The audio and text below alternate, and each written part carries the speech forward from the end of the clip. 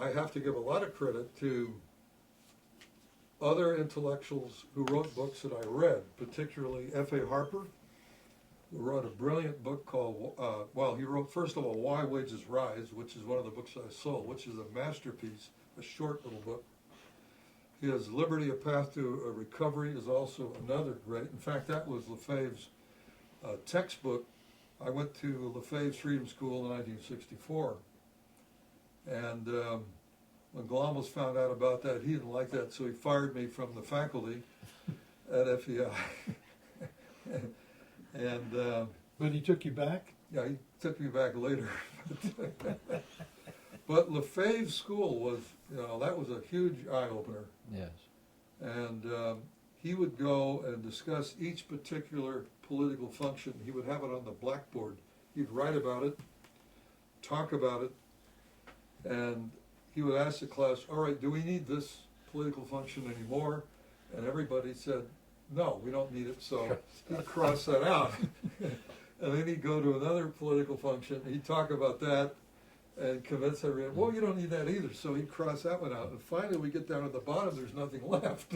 He's crossed everything out. So Lefebvre clearly was ahead of Galambos on the idea of a market concept dealing with all social issues without any political interventionism. I would say that Lefebvre was way ahead of Galambos when it came to understanding how politics was incompatible with the market.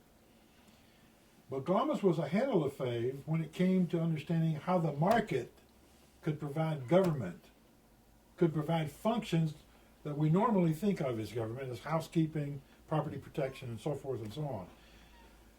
But he got that late because it took badgering from a guy like Peter Boss and a few others who were thinking, like Chuck Estes was coming at it from a different angle, and he was thinking about market government in terms of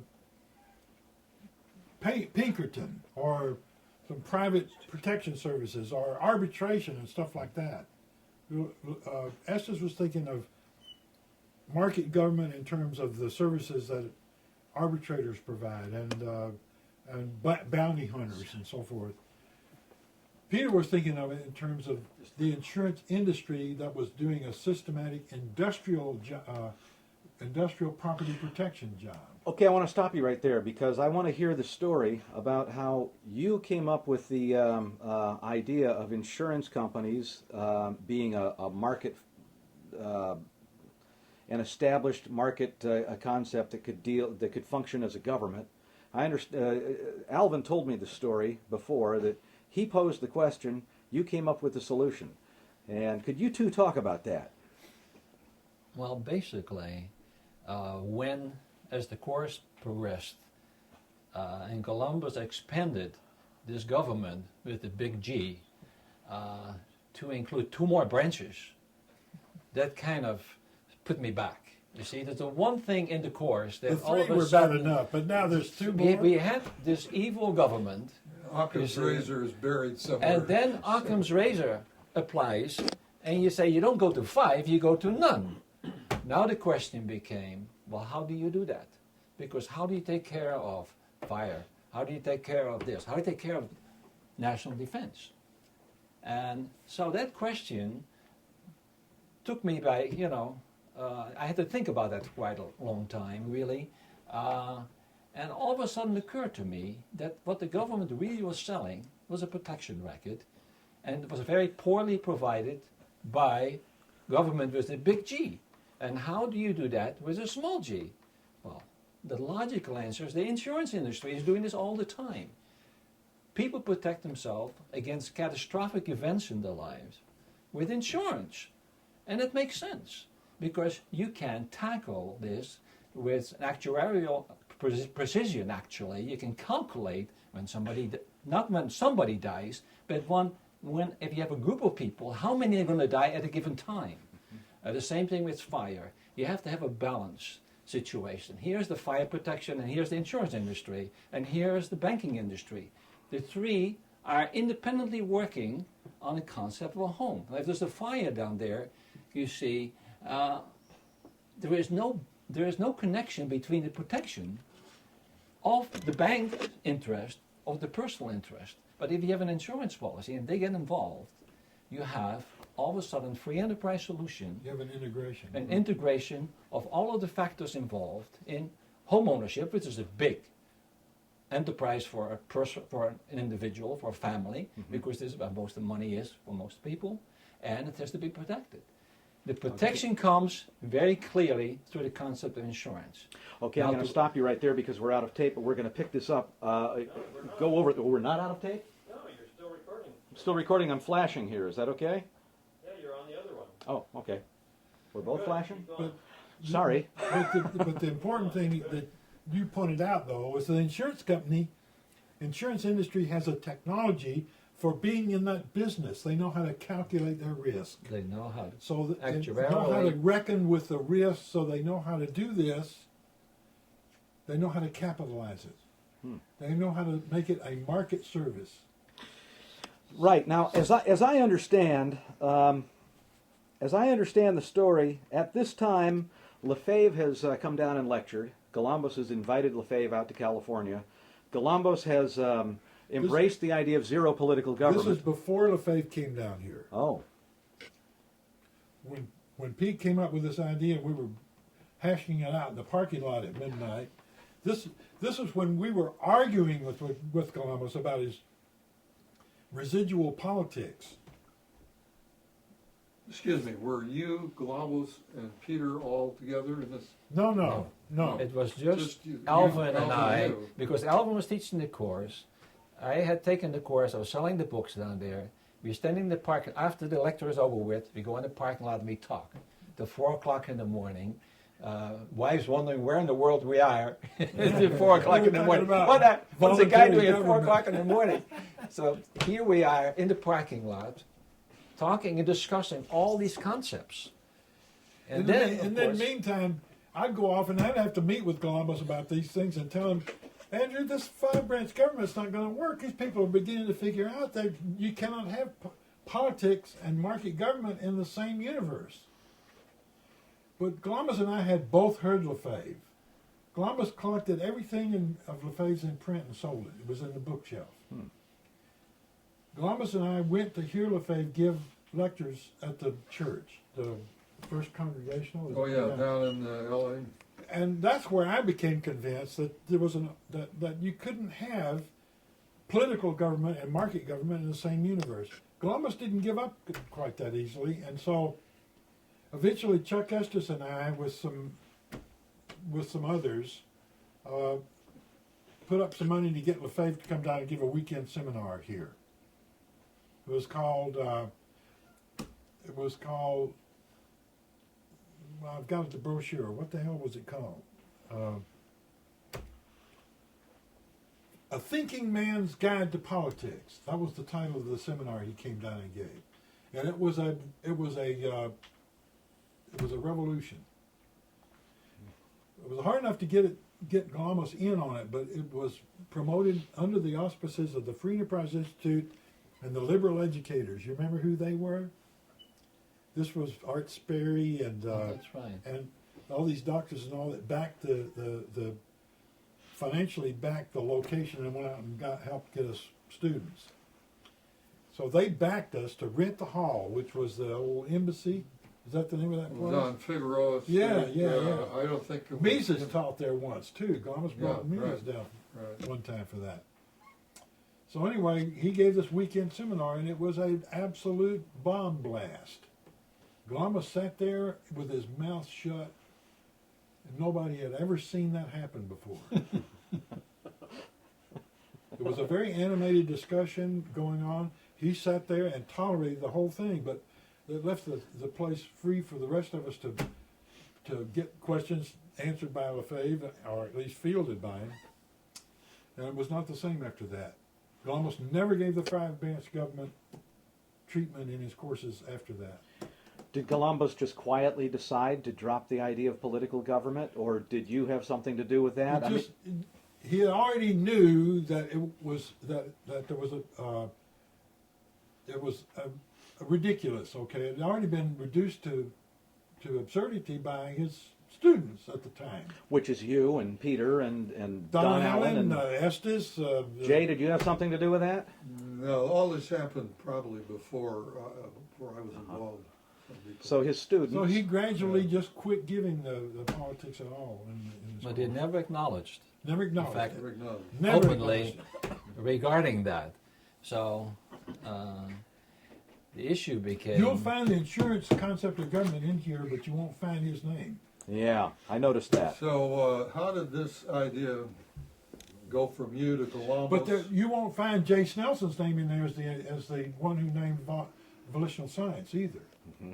You won't find him mentioned in here as the first guy to give this course.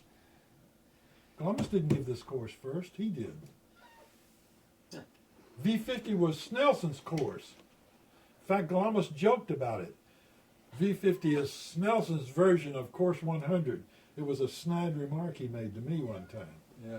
The only thing was, it was marketable. And Course 100 was not. It was too much of it was too hard on the ass. But having said that, obviously, it's understandable. He had his concepts. He had a tremendous course. He put together tremendous philosophical concept. In spite of that, their faults. I mean, everybody, and all the people have their own weaknesses, and it's very hard for great people to acknowledge Right. weakness. It was You know, tremendous. so it is a very hard thing to do. It came only indirectly to him, and he kind of absorbed it. I think by osmosis, he knew what was going on, but did not openly acknowledge it. It came from me to Well, Alan, from Alan to him. Did you did you not give did you give a talk at one of the graduate seminars? Oh yeah, That was at the that's- graduate seminar. Chuck which I Estes. promoted.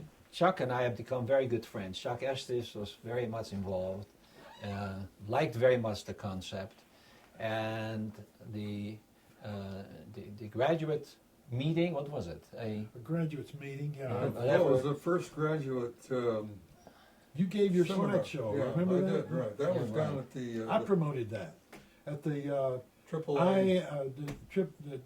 It was the became Aeronautics. the AAAS hall, but before that was the Institute of Aeronautical Sciences, IAS Okay, hall. right. Remember that place? And they had a Right. mock-up of the Wright brother plane up in the Yeah, ceiling. right. That's right.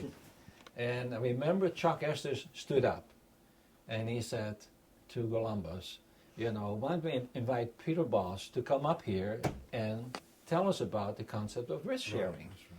Well, I was not prepared for that, obviously, so I got up there and went through the my version at that time, which is not as Extemporaneously, just- extemporaneously about this, and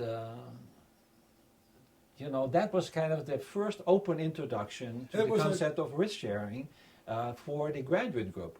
Other than Chuck Estes and of course various other people knew about this, and Had not been in the course before. I had not been in the course before. So it was kind of But an was the interesting answer to the experience. answer to the question, if not politics, then what? What do you do with national defense? And the Well- issue became simply, who would you rather be protected by? Somebody that has a vested proprietary interest in your life, or the government who has no interest in your life, where your number with a social security identification has a conflict of interest in terms of actually they don't want you to be alive because the longer you're alive, the more social security you take out of the system.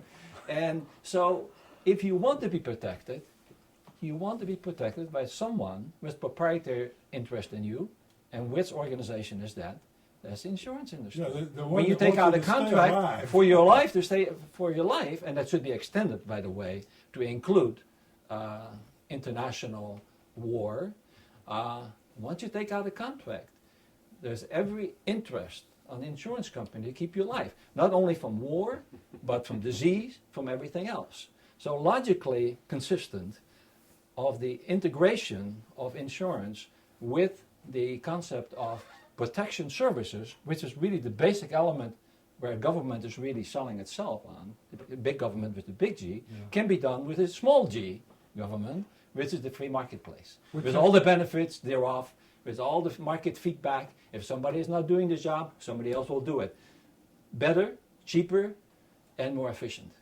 And so And the contrary is true, of course, for government with a big G, where everything is in reverse. And It with is complete more consistency expensive. with self-interest, with the proprietary interest.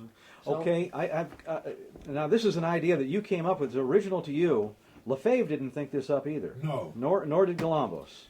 Well, And- Lefebvre didn't think along these lines anyway. Uh-huh. Lefebvre was pretty well satisfied that once he refuted something, that was it, and he went on to the next thing because somehow the market would take care of it. But Lefebvre had great faith in the market. He just wasn't inclined to think in terms of structures. And later on, Lefebvre had reason to believe that he had regrets he never heard Galambos give his lectures.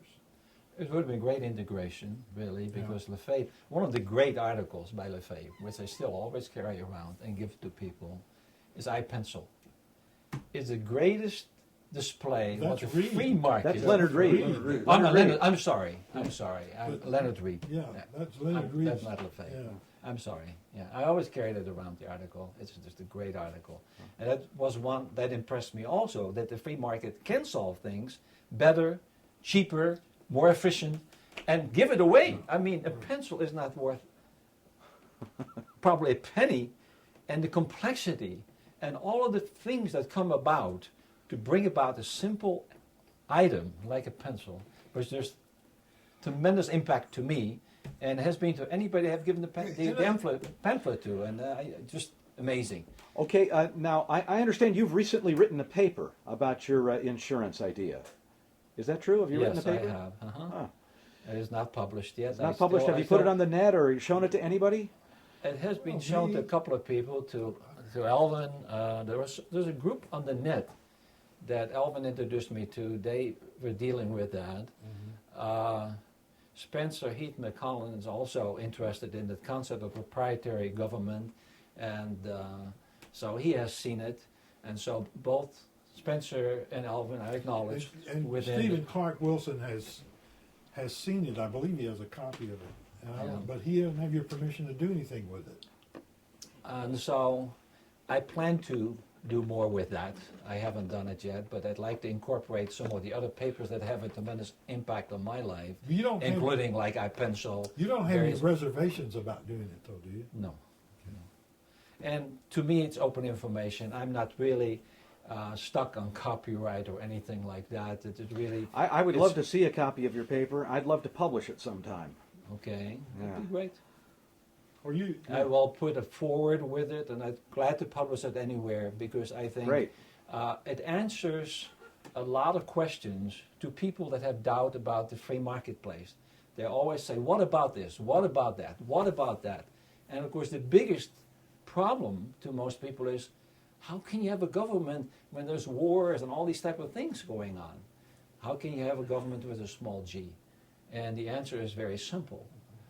There is already a government there But you almost have to providing the services, except that, and they're large enough at this stage of economic cycles and in history, they're large enough to finance any national defense necessary, provide, and especially when they get additional insurance contracts to provide that insurance.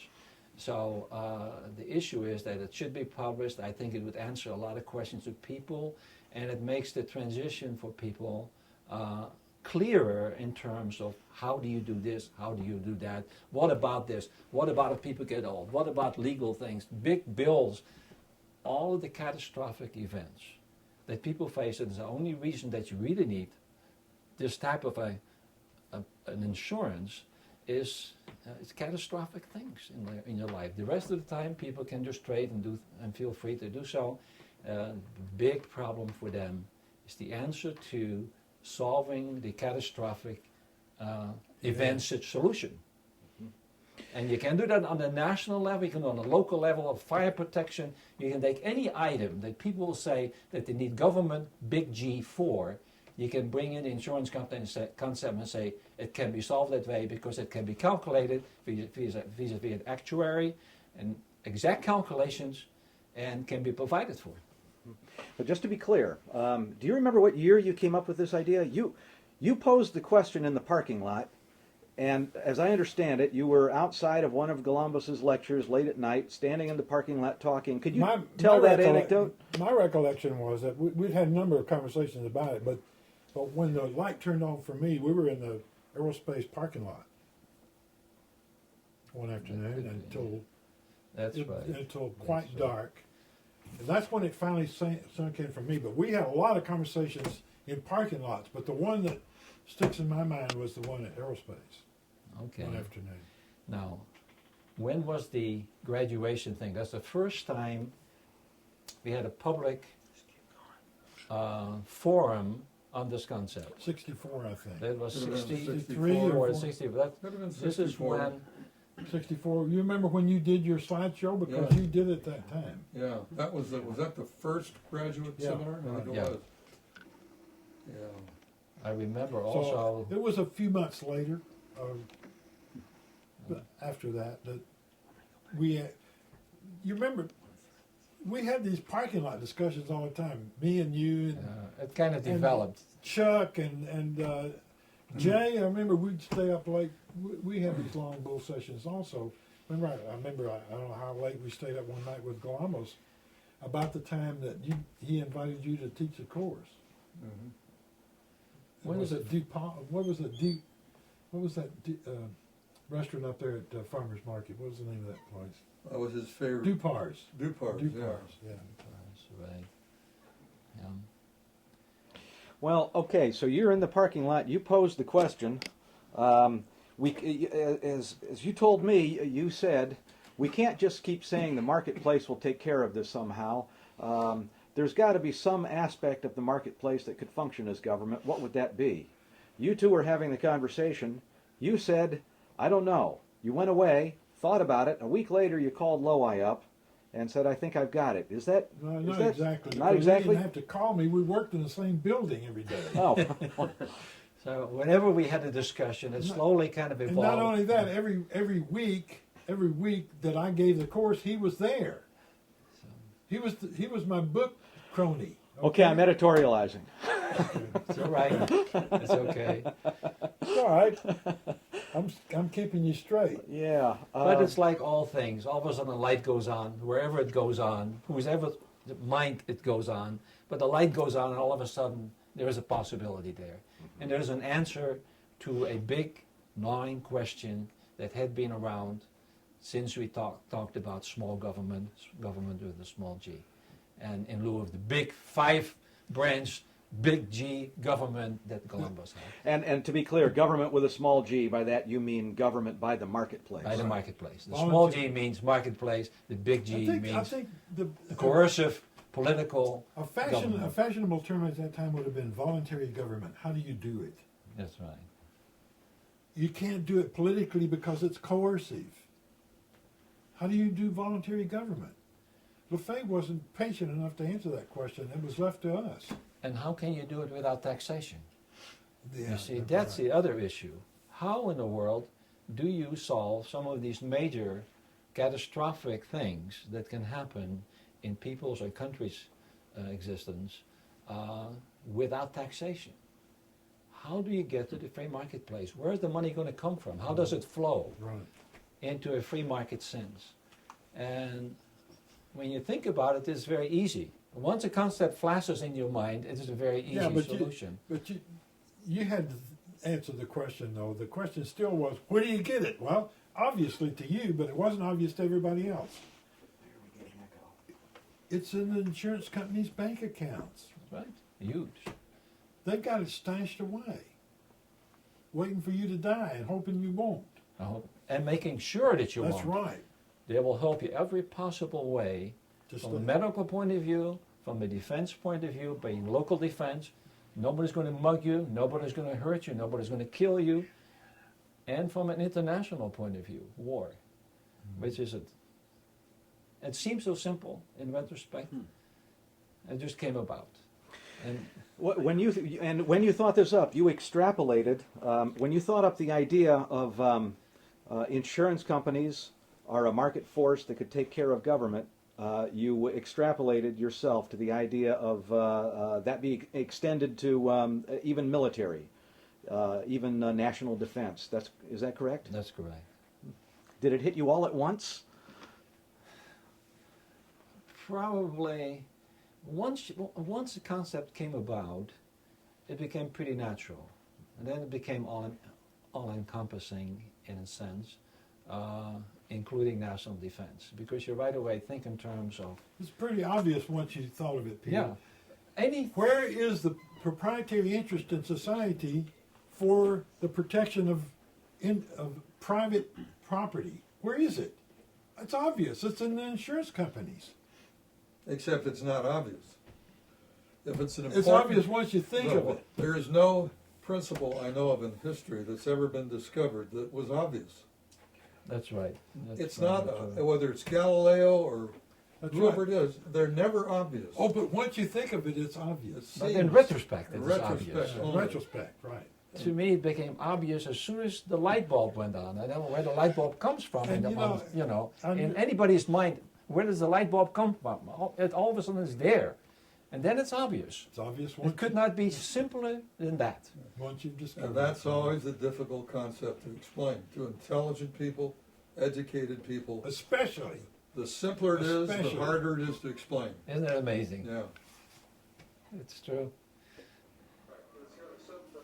Of course, that was kind of hard on Galambos to accept that, though. That once, I mean, here's these, and he thought they were brilliant. Also, these brilliant ideas.